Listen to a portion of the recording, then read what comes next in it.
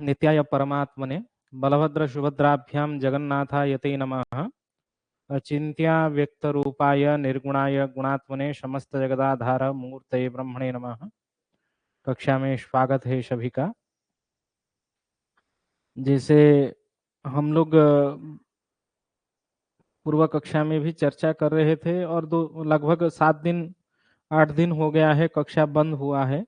मुझे किसी कारणवशात केरल जाना पड़ा ऑफिशियली कार्य के कारण, तो उस कारण कक्षा नहीं हो सकी और वहाँ भी उस प्रकार की सुविधा नहीं था। उसके बाद भी मैं जब जब समय मिला तब प्रज्ञा भारतम जो मोबाइल ऐप है उसमें कक्षा करके उसमें सारा वीडियो अपलोड कर दिया हूँ, उसको बाद में आप लोग देख सकते हैं। आज वृश्चिक लग्न का चिंतन के साथ साथ कुछ चामर इत्यादि योगों के बारे में चर्चा करेंगे। 12 योग बनते हैं, उन 12 योगों के बारे में चर्चा करेंगे। ये प्रमुख योग है। हम लोग जब वृश्चिक लग्न का चिंतन प्रारंभ करते हैं, वृश्चिक लग्न में केंद्राधिपति, क्योंकि ये वृश्चिक लग्न स्थिर लग्न है और स्थिर लग्न में केंद्र मंगल शनि शुक्र सूर्य, जैसे कि यहाँ पूरा टाइप करके मैं रखा हूं, तो उसी प्रकार आप लोग भी नोट कर सकते हैं। और त्रिकोण में 1 5 और 9 त्रिकोण स्थान होते हैं। यहाँ लग्नाधिपति मंगल एवं पंचमाधिपति गुरु, भाग्याधिपति व धर्माधिपति चंद्रमा है। त्रिकोणाधिपति मंगल गुरु चंद्रमा। त्रिषणाय जो पाराशरिक मत के अनुसार अशुभ स्थान होते हैं, त्रिषणाय के अधिपति, यहाँ त्रिषणाय अधिपति शनि मंगल बुध है, क्योंकि 3 6 और 11 त्रिक स्थान, त्रिक मतलब दुस्थान व अशुभ स्थान होते हैं। त्रिक स्थान में भी 6 8 12, इसमें भी मंगल बुध शुक्र ये तीनों त्रिक भाव के अधिपति है। मारकेश द्वितीय स्थान, सप्तम स्थान द्वितीयेश मारकेश बृहस्पति एवं सप्तमेश भी बृहस्पति है। इस प्रकार के अधिपति का ज्ञान तो हम लोगों को सबको पता है। उसमें शुभत्व और अशुभत्व व योग कारक के विषय में हम लोग जब चिंतन करते हैं, उसमें प्रमुख क्या होता है ना, ये जो लग्न का अधिपति है उसके साथ त्रिकोणाधिपति का मित्रता होती है। जैसे यहाँ लग्नाधिपति मंगल एवं पंचमाधिपति नवमाधिपति बृहस्पति चंद्रमा, तो मंगल बृहस्पति चंद्रमा इन तीनों में आपस में मित्रता होती है। इस कारण से ये तीनों त्रिकोणाधिपति भी है, स्थिर लग्न का कुंडली है। और विशेष करके स्थिर लग्न में यहाँ मंगल को देखा जाए तो मंगल शुभ स्थान का भी अशुभ अधिपति है और अशुभ स्थान का भी अधिपति है। जैसे त्रिषणाय एवं त्रिकाधिपति भी मंगल है, तो मंगल को संपूर्ण शुभत्व कहना वृश्चिक लग्न में कभी भी नहीं चाहिए, क्योंकि मंगल संपूर्ण शुभ फलप्रद नहीं होगा। कारण क्या है ना, हम लोग जब पराशर मत को पढ़ रहे थे उसमें बताया गया था जो त्रिषणाय अधिपति होते हैं वो हमेशा अशुभ फलप्रद रहते हैं।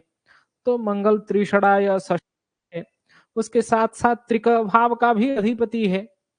तो केवल केंद्राधिपति त्रिकोणाधिपति लग्नेश होने के कारण मंगल संपूर्ण शुभ फलप्रद होगा ऐसा नहीं है। परंतु यदि संबंध वृश्चिक लग्न में रख रहा हो, जैसे ये कुंडली आपके सामने में लिखा हूं उसको नोट कीजिए।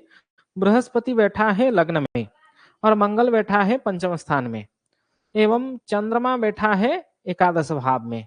इन तीनों में आपस में एक मित्रता भी है और एक संबंध है। क्या संबंध है ना, बृहस्पति लग्न में और मंगल बृहस्पति के घर में होने के कारण परस्पर में स्थान विनिमय योग हुआ है, एक दूसरे के घर में बैठे हैं। इससे भी केंद्राधिपति त्रिकोण में, त्रिकोणाधिपति केंद्र में रहने के कारण भी राजयोग उत्पन्न होता है। हम लोग भी पढ़े हैं ये विषय। एवं चंद्रमा जो भाग्याधिपति है, भाग्याधिपति लग्नेश को पूर्ण दृष्टि से देख रहा है एवं लग्नाधिपति भाग्येश को भी पूर्ण दृष्टि से देख रहा है। और शुभ ग्रह बृहस्पति का पूर्ण, शुक्र का पूर्ण दृष्टि बृहस्पति के ऊपर, बृहस्पति का पूर्ण दृष्टि शुक्र के ऊपर, यह भी परस्पर में क्या है ना, इतरातर दृष्टि संबंध है। मंगल चंद्रमा भी इतरातर दृष्टि है और बृहस्पति का दृष्टि पंचम भाव को भी है, नवम भाव को भी है, सप्तम भाव को भी है, क्योंकि 5, 9, 7 बृहस्पति का पूर्ण दृष्टि होता है। इससे तो बृहस्पति मंगल चंद्रमा के द्वारा त्रिकोणाधिपति व केंद्राधिपति के संबंध के द्वारा भी उत्तम राजयोग उत्पन्न हो रहा है। जैसे हम लोग इसको चामर योग कह सकते हैं। चामर योग की लक्षण क्या कह रहे हैं ना, उसी फलदीपिका ग्रंथ आप लोग अध्ययन करेंगे तो फलदीपिका ग्रंथ में जो 6ठा अध्याय है, 44 श्लोक 6ठा अध्याय में बताए जाते हैं, भावी ही सौम्य युते क्षितिस्तदधिपै सुस्थानगै भास्वरैः सुस्थानगै भास्वरैः स्वच्छ स्वर्क्ष गति विलग्न भवनाद योगाः क्रमाद् 12 योग इसमें एक ही श्लोक में बताते हैं। मंत्रेश्वर दैवज्ञ कौन से योग ना, संज्ञा चामर धेनु शौर्य जलधि छत्रास्त्र कामासुरा भाग्य ख्याति सुपारिजात मुशला तज्ञैर यथा कीर्तिताः। भावी ही सौम्य युते 12 भावों से 12 योग बन रहे हैं। पहले लग्न भाव से चामर योग को बना रहे हैं। भावी ही सौम्य युते इक्षित ही तदधिपि, भाव के द्वारा शुभग्रह युत व इक्षित मतलब दृष्ट हो। इसका अर्थ क्या हुआ ना, भावस्थ हम लोग लग्न भाव का जब भी चिंतन करेंगे व कोई भी भाव हो, वर्तमान चामर योग के लक्षण में लग्न भाव को गिनती करना है। लग्न भाव में शुभ ग्रह बैठे हो, शुभ ग्रह लग्न भाव को दृष्टि दे रहे हो। भावी ही सौम्य युते इक्षित ही, बैठे हो और इक्षित मतलब दृष्टि दे रहे हो, उसके द्वारा तदधिपि ही, तदधिप मतलब लग्नाधिपति के द्वारा, सुस्थानगे ही लग्नाधिपति मत भी उत्तम स्थान में स्थित हो, सुस्थानगे ही भास्वरे ही, भावाधिपति सुस्थान में उत्तम स्थान में स्थित हो। उत्तम स्थान कहने से केंद्र एवं त्रिकोण होता है। और क्या है ना, स्वच्छ स्वर्क्ष गति ही विलग्न भवनात्, स्वच्छ स्वर्क्ष गति ही, स्वच्छ मतलब स्वराशि का या स्वक्षेत्र में या उच्च राशि में स्थित हो, होकर बैठा हो। क्या लक्षण है ना, यदि लग्न में शुभ ग्रह हो या लग्न को शुभ ग्रह देखते हो और लग्नेश अस्त नहीं हो, अस्तंगत ना हो, अस्तंगत ना हो करके उत्तम स्थान में बैठे हो, केंद्र अथवा त्रिकोण में, और क्या हो ना, स्वराशि में अथवा स्व उच्च राशि में स्थित हो अथवा मित्र क्षेत्रस्थ हो, वहां क्या बन जाते हैं ना, चामर योग बन जाते हैं। जैसे इसी कुंडली में हम लोग विचार कर रहे हैं, लग्नाधिपति मंगल अपने मित्र के राशि में, मीन राशि में, मित्र के राशि में, बृहस्पति की राशि में बैठा है, और बृहस्पति मंगल में परस्पर में स्थान विनिर्मय योग भी हो रहा है, और बृहस्पति शुभ ग्रह लग्न में बैठा है और शुक्र शुभ ग्रह लग्न को देख रहा है, और कोई भी पाप ग्रह की दृष्टि लग्न के ऊपर पूर्ण दृष्टि नहीं है। तो यहां क्या योग बनेगा ना, चामर योग बन जाएगा। चामर योग से उत्पन्न व्यक्ति के फलादेश भी आप लोग देखेंगे तो जैसे शुक्ल पक्ष की चंद्रमा की तरह शुक्लत्व वृद्धि होता है। उसमें श्लोक आप चामर योग के लक्षण के श्लोक देखेंगे तो प्रत्यहम व्रजति बुद्धि मुदग्राम शुक्ल चंद्र इव शोभनशील, जैसे शुक्ल पक्ष की चंद्रमा का जो शुक्लत्व है वो धीरे धीरे वृद्धि होती रहती है, पूर्णिमा में जाके संपूर्ण वृद्धि हो जाता है, उसी प्रकार शुक्ल पक्ष की चंद्रमा की भांति सुंदर और सुशील भी होगा। ऐसा व्यक्ति लक्ष्मीवान, कीर्तिवान, दीर्घायु और धन युक्त रहेगा। माने शुभत्व का फलादेश हम चामर योग से उत्पन्न व्यक्ति को कर सकते हैं। उसके बाद इसी को चामर धेनु, धेनु मतलब द्वितीय भाव से धेनु योग बना रहे हैं। द्वितीय भाव से धेनु योग बनेगा तो क्या होगा ना, यदि द्वितीय भाव के अधिपति व द्वितीय स्थान में शुभ ग्रह स्थित हो, या दूसरे द्वितीय भाव का जो अधिपति है उसको शुभ ग्रह देख रहे हो, वो शुभ स्थान में स्थित हो, मित्र राशि में व स्व उच्च राशि में अथवा स्वराशि में द्वितीयाधिपति स्थित हो, तो वहां अशुभ ग्रहों की दृष्टि ना द्वितीयाधिपति के ऊपर हो ना द्वितीय भाव के ऊपर हो, दोनों के ऊपर शुभ अशुभ ग्रहों का दृष्टि नहीं हो, तब जाके ये धेनु योग बनेगा। और धेनु योग बन जाने से हम लोग जानते हैं द्वितीय भाव से क्या क्या विचार होता है, विद्या, कुटुंब, भोजन, खान पान करने की जो व्यवस्था, ये सब विचार करते हैं द्वितीय भाव से। हाँ जी।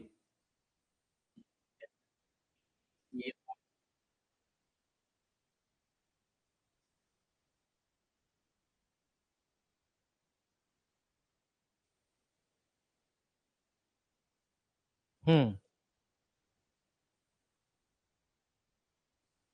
हम्म मिलना, सभी लक्षण का मिलना होगा तभी जाके ये अच्छा योग बनेगा। यदि सभी लक्षण नहीं मिल रहे हो, दो लक्षण मिल रहा है और एक लक्षण नहीं मिल रहा है और पापक ग्रहों की वहां दृष्टि ना हो, तभी भी हम लोग धेनु योग कह सकते हैं।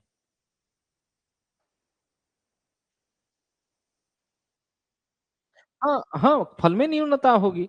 जैसे दूसरे द्वितीय भाव से हम लोग विद्या का विचार करते हैं, विद्या का विचार करते हैं तो हम लोग पूर्व कक्षा में भी पढ़े हैं, कलानिधि योग यदि द्वितीय भाव में बृहस्पति बैठा हो अथवा पंचम भाव में बृहस्पति बैठा हो और बृहस्पति के ऊपर शुक्र बुध का युति अथवा दृष्टि हो, वहां कलानिधि योग बन जाते हैं। तो उस योग का कारण क्या है? शुभ ग्रहों की संबंध से द्वितीय स्थान और पंचम स्थान को हम लोग विद्या स्थान, पंचम भाव को स्मृति शक्ति का भाव विचार करते हैं और द्वितीय भाव को विद्या का विचार करते हैं।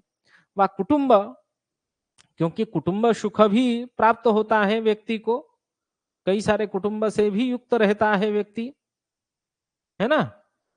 हम लोग वाणी का विचार भी द्वितीय भाव से करते हैं ना, वाणी कितना अच्छा वाणी व प्रवचक होगा उसका फलादेश में, जैसे इसी वृश्चिक लग्न के विचार हम लोग करें तो द्वितीयाधिपति बृहस्पति है, बृहस्पति इसी स्थान में बैठा हो, कहा, वही मंगल के घर में, मंगल के घर में बैठे हो और उसके ऊपर किसी पापक ग्रहों का दृष्टि नहीं हो, किसका दृष्टि हो, ना शुभ ग्रह बुध का दृष्टि हो। बुध यहाँ शुभ ग्रह तो नहीं है, अष्टमेश है, परंतु अष्टमेश के साथ साथ वो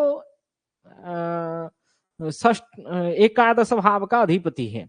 हम लोग जानते हैं त्रिक 6 और 8 12 अथवा त्रिषणाय तृतीय षष्ठ एकादश का अधिपति शुभत्व नहीं है, परंतु एक नित्य शुभत्व अशुभत्व की चिंतन करे, शुभ ग्रहों की चिंतन करे तो बृहस्पति यदि शुक्र के घर में बैठा है, बुध यदि शुक्र के घर में और शुक्र यदि बुध के घर में, परस्पर में यदि स्थान विनिर्मय योग बन रहा है, तभी वहां ये परस्पर में मित्रता होती है और तात्कालिक मित्रता भी है। तात्कालिक मित्रता, नैसर्गिक मित्रता दोनों मिलाएंगे तो अतिमित्र हो जाता है। बुध अतिमित्र घर में बैठा है, इसका शुभत्व का प्रभाव निश्चित वृद्धि होगा। भले ही नैसर्गिक रूप में बुध अशुभत्व नहीं है, परंतु वृश्चिक लग्न में त्रिषणाय एवं त्रिकभाव का अधिपति होने के कारण बुध में अशुभत्व का गुण है। अशुभत्व के गुण होने के बाद भी इस प्रकार की शुक्र बुध के जो संबंध है परस्पर में, इसमें बुध का शुभत्व होगा। और इसी बुध का दृष्टि पूर्ण दृष्टि बृहस्पति के ऊपर हो, शुक्र का पूर्ण दृष्टि बृहस्पति के घर मतलब द्वितीय स्थान के ऊपर हो, वहां भी धेनु योग बनेगा।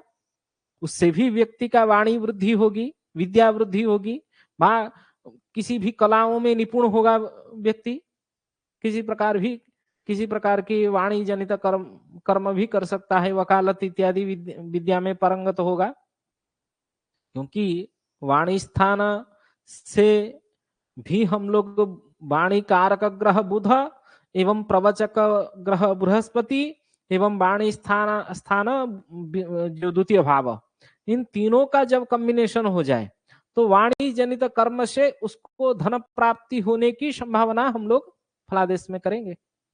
तो प्रश्न क्या है कि जब हम लोग एक लक्षण प्राप्त कर लेते हैं तब हम लोग क्या करते हैं, सामने वाले को प्रश्न पूछते हैं, क्या इस कर्म से आप युक्त है व इस कर्म से धन उपार्जन कर रहे हैं? तो यदि वो हाँ करे तो निश्चित हमारा आदेश क्या होगा, सटीक होगा वहां। और वाणी जनित कर्म जो है केवल वकालत है ऐसा भी नहीं है, जो विद्या अध्ययन अध्यापन कर रहे हैं वो भी वाणी जनित कर्म, जो जो कार्य वाणी के द्वारा संपादन होने से धन का उपार्जन हो वह सब वाणी जनित कर्म है। समझ रहे हैं? क्लियर? उसके बाद शौर्य, शौर्य जो है वो तृतीय स्थान है, क्योंकि तृतीयाधिपति यहाँ इस लग्न में तृतीयाधिपति शनि है ना। शनि तृतीयाधिपति यदि स्वगृह को अपने घर को पूर्ण दृष्टि से देख रहा हो और इसी क्षेत्र में बुध शुक्र ये दोनों बैठे हो शनि के घर में, ये दोनों मित्र हैं, हम लोग जानते हैं परस्पर में मित्रता है। एक तो शुभ ग्रहों के द्वारा दृष्ट है और शुभ ग्रह यदि युत है वहां भी शौर्य योग बन जाएगा। भले ही हम लोग वृश्चिक लग्न में विचार कर रहे हैं और वृश्चिक लग्न में शनि केवल संपूर्ण शुभ फलप्रद ग्रह नहीं है, तृतीयाधिपति है। चतुर्थाधिपति संपूर्ण शुभत्व तब होता है जब वो पापग्रह हो एवं केंद्र त्रिकोण उभय स्थान का अधिपति हो जाए। जैसे हम लोग वृष लग्न में चिंतन करते हैं, तुला लग्न में चिंतन करते हैं, वहां हम लोगों को शनि शुभ फलप्रद ग्रह के रूप में प्राप्त होता है। लेकिन इसमें तो 100% शुभत्व नहीं था, नहीं होने के बाद भी यहाँ क्या हुआ ना, शौर्य योग प्राप्त हुआ। शौर्य योग मतलब पराक्रम का अर्थ है, तो व्यक्ति बहुत पराक्रमी होगी। और छोटे भाई का स्थान जो है वो तृतीय भाव होता है ना। इसके भाई लोग भी जातक के लिए वो प्रशंसक होंगे, मतलब प्रशंसा के पात्र भी होंगे।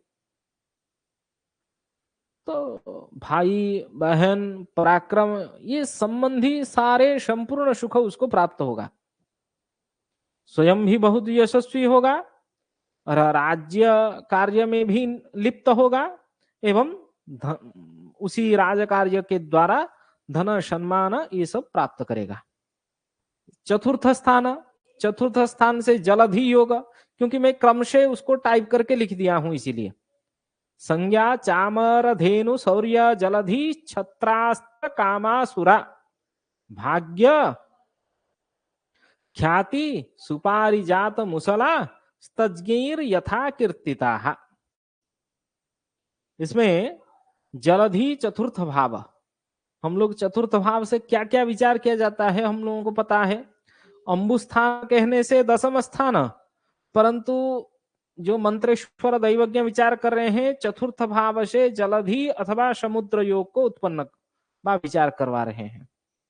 तो चतुर्थ भाव समुद्र के भाव भी हम लोग विचार कर सकते हैं, मतलब समुद्र में जो उत्पाद इत्यादि दृश्यमान होता है हम लोग उसको चतुर्थ भाव से विचार कर सकते हैं। यहाँ क्योंकि लक्षण में जलधि शब्द चतुर्थ भाव, जलधि योग चतुर्थ भाव से लिया गया है। और चतुर्थ से वाहन, चतुर्थ से रत्न वस्त्र आभूषण वाहन भूमि एवं भवन व मकान बनाना व मातृस्थान, ये सब चतुर्थ भाव, सुख मित्र ये सब चतुर्थ भाव से विचार किया जाता है। तो कई सारे विषय हो गया, मतलब सारे भौतिक सुख की प्राप्ति चतुर्थ स्थान से किया जाता है। तो चतुर्थाधिपति यदि बलयुक्त हो, चतुर्थ भाव में शुभ ग्रहों की दृष्टि हो, चतुर्थ भावाधिपति अशुभ ग्रहों से दुष्ट ना हो, भले ही वो शनि है लेकिन शनि भी शुभ ग्रहों के द्वारा दृष्ट हो। शुभ ग्रह कहने से यहाँ बृहस्पति को हम लोग ग्रहण करेंगे ऐसा भी नहीं है। शनि के मित्र में बुध और शुक्र ये दोनों शुभ ग्रह होते हैं।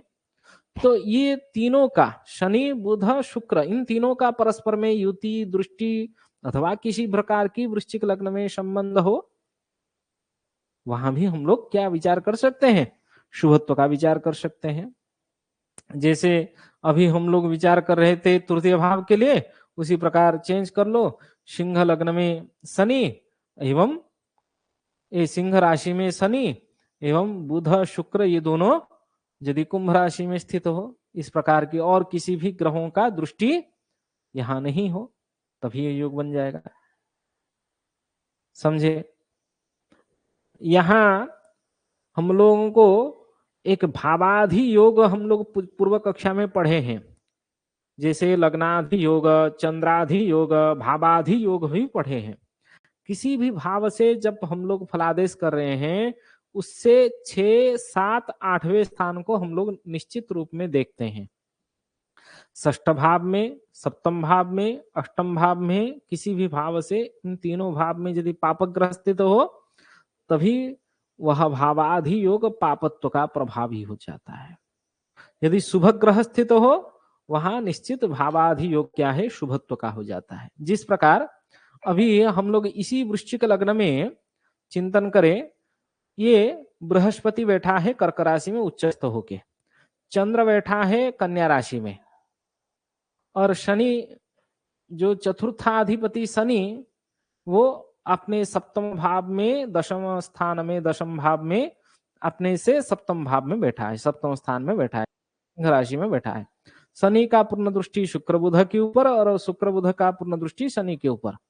यहां भी क्या होगा, चतुर्थ भाव के ऊपर अधियोग बन जाएगा, क्योंकि चतुर्थ भाव से 6, 7, 8 इन तीनों स्थान में शुभ ग्रह, शनि को यहाँ शुभ ग्रह के रूप में हम लोग ग्रहण करेंगे चतुर्थ भाव के लिए, क्योंकि चतुर्थाधिपति खुद शनि खुद के घर को पूर्ण दृष्टि से देख रहा है। इस प्रकार तो इससे वस्त्र, स्त्री, रत्न, आभूषण, मित्र, इस सभी शुभ फल हम लोगों को, मित्रता का संबंध, मातृ का विचार, बा किसी भी प्रकार की जल कार्य, क्योंकि जलधि योग नाम से ही जल कार्य, बंधु सुख, मकान, जमीन, जायदाद, ये सब अच्छे अच्छे प्राप्त होगा, वहां संपूर्ण भौतिक सुख वहां प्राप्त हो जाएगी।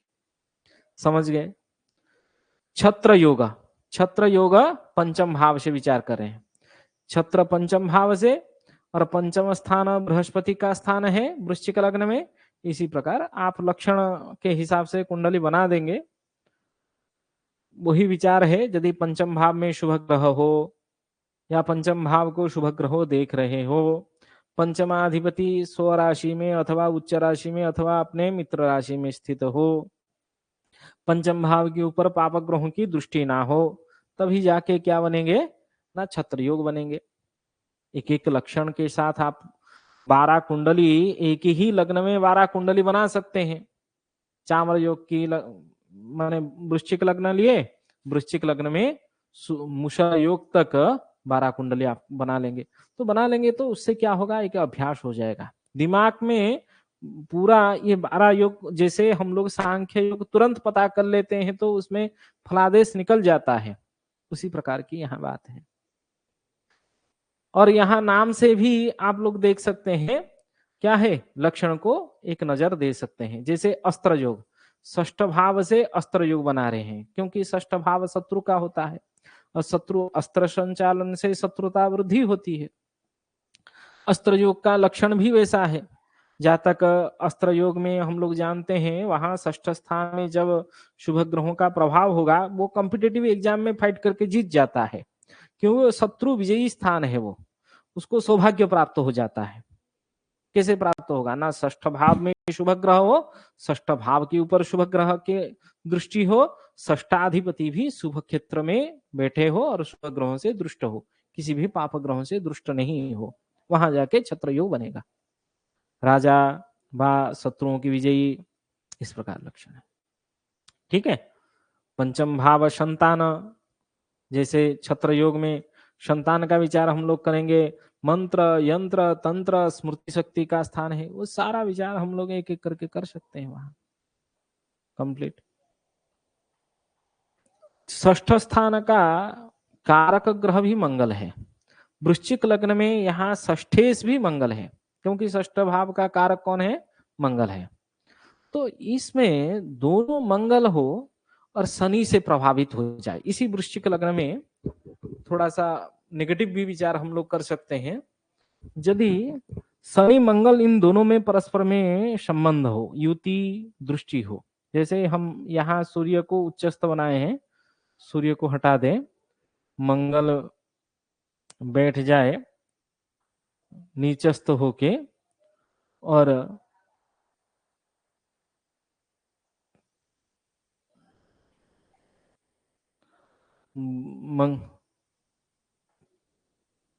इस प्रकार, मतलब कहने से यह अर्थ हुआ, जहां मेष लग्न के मेष राशि के अधिपति व लग्नेश मंगल एवं षष्ठेश मंगल नीचस्थ हो, एवं यदि शनि जो चतुर्थेश एवं तृतीयेश है वो भी नीचस्थ होके बैठे हो वृश्चिक लग्न में षष्ठ स्थान में, यहां हमेशा नष्ट होगा, पराक्रम वृद्धि नहीं होगी, बहुत सारे हानि होगी, शस्त्राघात होने की संभावना होगी। इसमें हम लोग नेगेटिव आदेश कर सकते हैं, परंतु अस्त्रयोग का लक्षण ये नहीं है, ये अस्त्रयोग के विपरीत लक्षण है। ठीक है,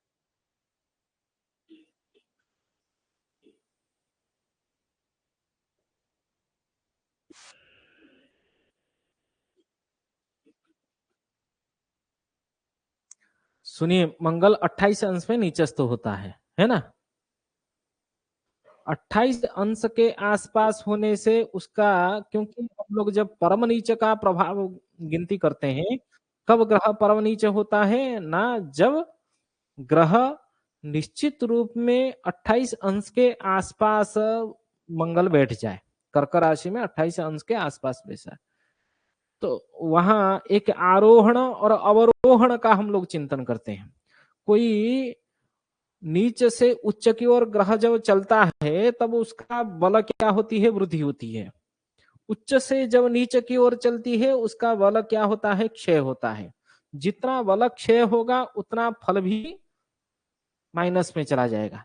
इसी कर्क राशि में यदि वो 3 अंश में अथवा 2 अंश में है, उसका फल जितना घटित होगा, 25 अंश व 26 अंश व 27 अंश व 28 अंश के आसपास रहने से उसका फल क्या होगा? विपरीत गति का होगा। केवल कर्क राशि में मंगल बैठ जाने से सब हमेशा अशुभत्व का फल देगा, ऐसा हम लोग नहीं कर सकते हैं। जो सटीक फलादेश करने वाले व्यक्ति है वो तुरंत नहीं कहेंगे मंगल अशुभत्व है। आप जैसे अभी प्रश्न किए, मंगल का साथ संबंध चंद्रमा का शुभत्व है, और क्यों हम लोग यहाँ विचार करें, यदि यही चंद्रमा वृश्चिक राशि में बैठ जाए, आप यहां भी एक विसंगति हो जाएगी, क्योंकि चंद्रमा मंगल ये दोनों परस्पर स्थान विनिर्मय संबंध बना रहे हैं। एक तो शनि जो बैठा है वो नीचस्थ है, शनि का नीच भंग कब होगा? ना मंगल उससे केंद्र में बैठे स्वराशि में अथवा उच्च राशि में बैठ जाने से शनि का जो नीचत्व है वह भंग होगा, परंतु यहां शनि का नीचत्व भंग नहीं हो रहा है, क्योंकि मंगल भी बैठा है अपने नीच राशि में, और जिस नीच राशि में मंगल बैठा है उस नीच राशि का अधिपति, मतलब कर्क राशि का अधिपति भी नीचंगत हो गया है। तो ये नीच ये नीच ये नीच तीनों नीचस्थ है, और परस्पर में क्या है? एक संबंध है तीनों में, शनि मंगल चंद्रमा में। इस प्रकार नीचत्व का जो संबंध है ये अशुभत्व हो जाएगा। यहां मित्र वाला विषय काम नहीं करेगा। समझ रहे हैं बात को? तो नीचत्व का प्रभाव हमेशा नीचत्व होगा ऐसा भी नहीं कह रहे हैं। इसी क्षेत्र में चंद्रमा चला जाए बृहस्पति के साथ मिलकर बैठ जाए,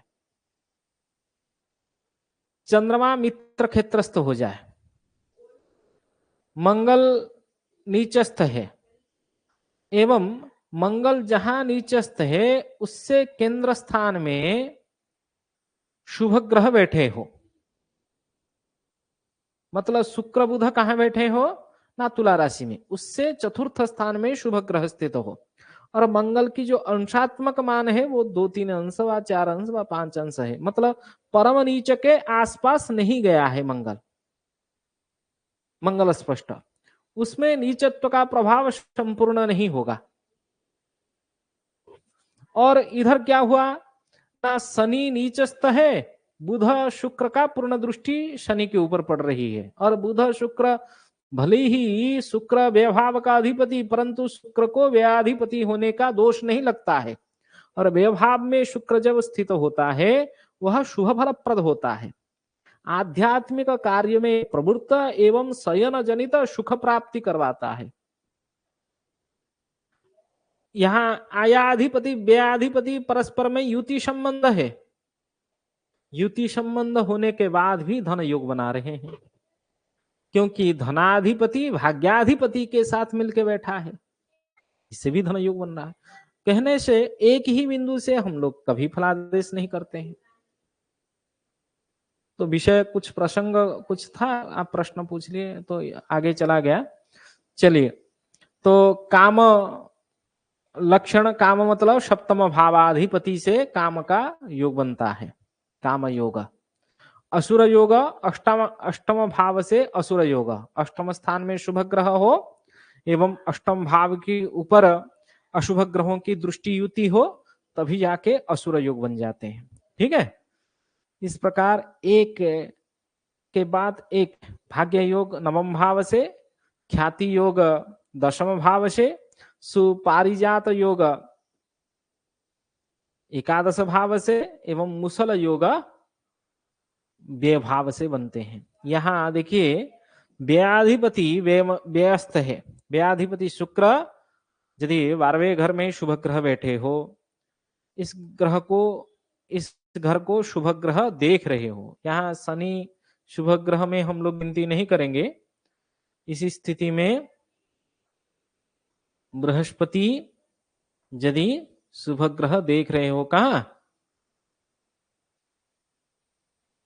बृहस्पति देख रहे हो बुध शुक्र को, ठीक है, एवं अधिपति भी स्वराशि में अथवा उच्च राशि में बैठे हो, व्ययाधिपति स्वराशि में बैठा है यहाँ, तो इससे मुशल योग उत्पन्न होता है।